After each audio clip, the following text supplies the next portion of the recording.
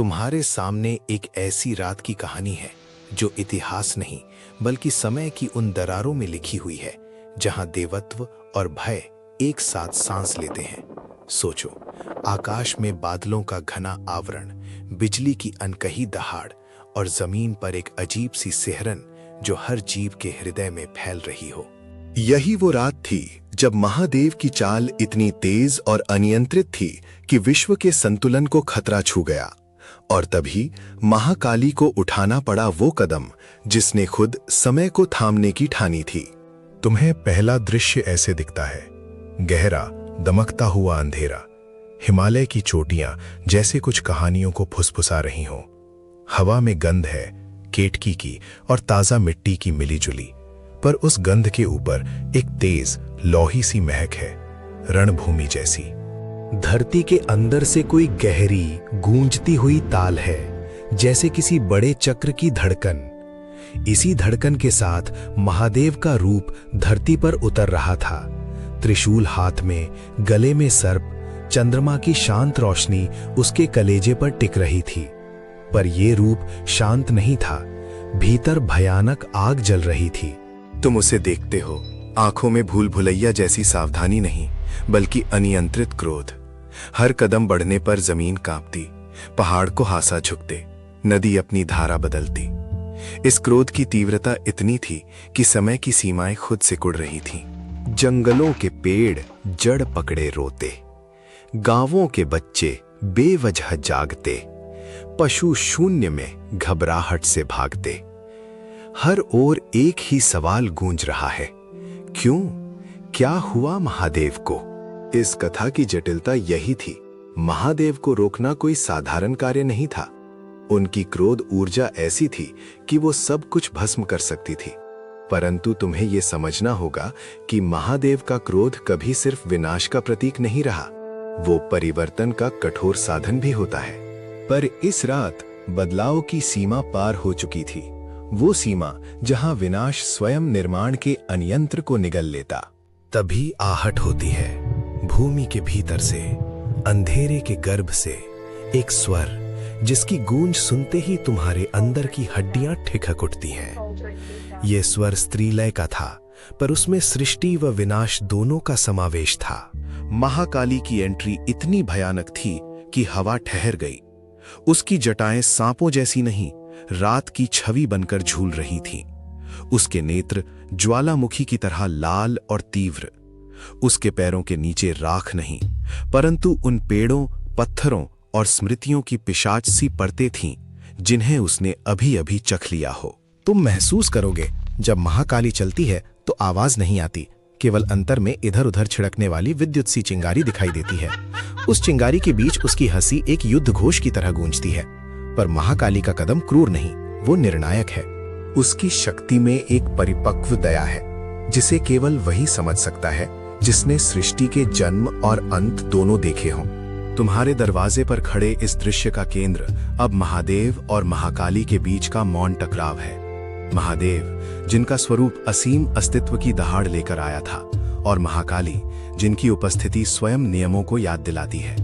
यहां कोई शब्द नहीं, केवल ऊर्जा का आदान प्रदान। लेकिन फिर भी एक पल आता है जब महाकाली बोलती है। उसकी वाणी पीतल की घंटी जैसी, ठोस और कान खनकाने वाली। रुको, वो कहती है, ये रेखा तुमने पार कर दी है। महादेव का उत्तर वर्षा की तरह धीमा था, पर हर हिंट में संसार का गुरुत्वाकर्षण समाहित था। वो कहते हैं, यदि ये विनाश फिर से सृष्टि को नया जन्म देगा तो क्यों नहीं। उनकी आंखों में सवाल और ठहराव दोनों हैं। पर महाकाली की नजरें ऐसी थीं कि वो केवल विनाश को नहीं देखती, वो भविष्य के टुकड़े भी देख रही थीं। न जाने कितनी आत्माओं का अपहरण, कितनी कहानियों का अंत। यहां तुम्हें इस कहानी का सबसे बड़ा धक्के जैसा सच सुनने को मिलेगा।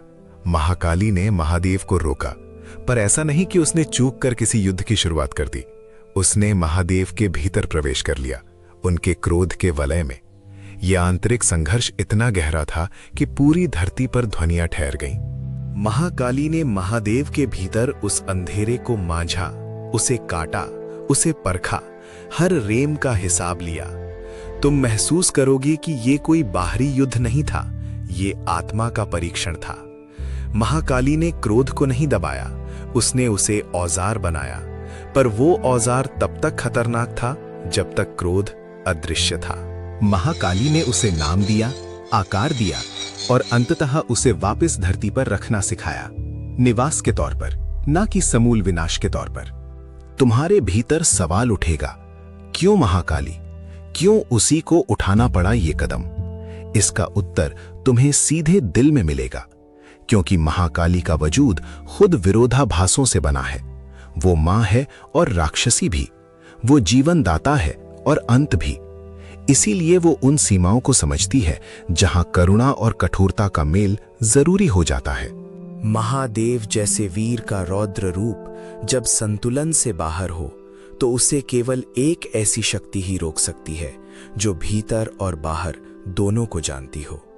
महाकाली वो दर्पण है जो महादेव को खुद का प्रतिबिंब दिखाकर रोकती है। कहानी के उस मोड़ पर तुम सुनोगे एक अंतर्बिंबित संवाद।